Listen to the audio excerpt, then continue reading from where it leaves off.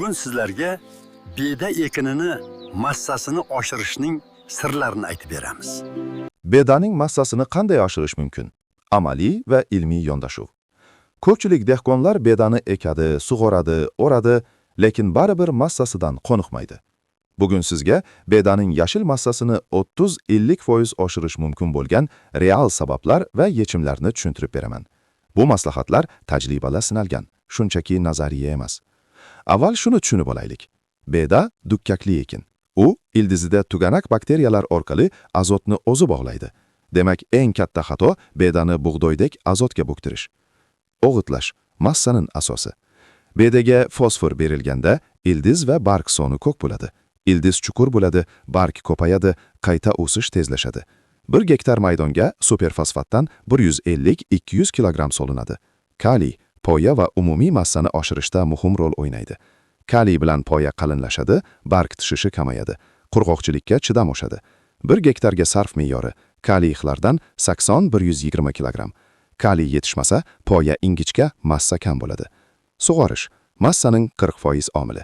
Beda massasining kam chiqishida eng katta sabab noto'g'ri sug'orish hamdir. Birinchi sug'orish 10-12 sm bo'lganda, keyingisi 12-15 kunda. Gullashdan oldin sug'orish shart. Agarda suv kechiksa, barg to'kiladi, poya qisqa bo'ladi, massa keskin kamayadi. Qoidani yodda tuting. Suv bilan kaliy massaning asosi hisoblanadi.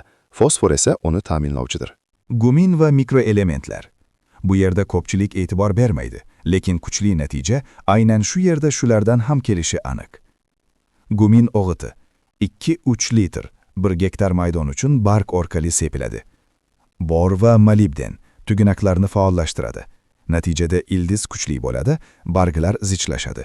O'rimdan keyin tez tiklanadi. Gumin bu massa uchun katalizatordir.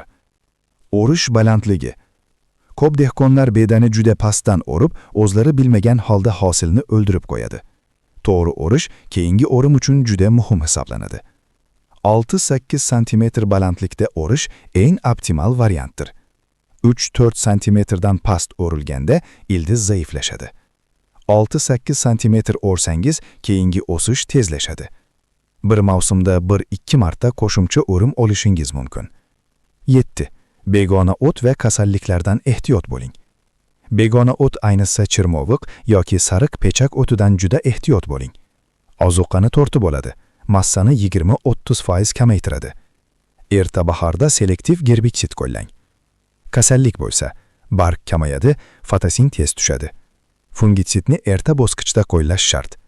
Eng ko'p qilinadigan 5 ta xato. 1. Ko'p azot berish. 2. Kaliy bermaslik. 3. Sug'orishni kechiktirish. 4. Juda pastdan o'rish. 5. Gumin va mikroelementni inkor qilish. Aynan shu xatolar massani o'ldiradi. Agar siz bedaning massasini oshirmoqchi bo'lsangiz, fosfor va kaliy ozuqalarini vaqtida va to'g'ri qo'llang.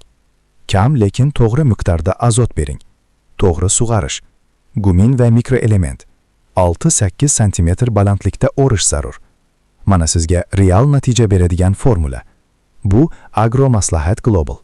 Obuna bo'ling, savollaringizni izohda yozing. Larim va hurmatli dehqon bobolar, Agromaslahat kanaliga obuna bo'linglar. Bu yerda ajoyib foydali dehqonchilikka kerakli maslahatlar bor.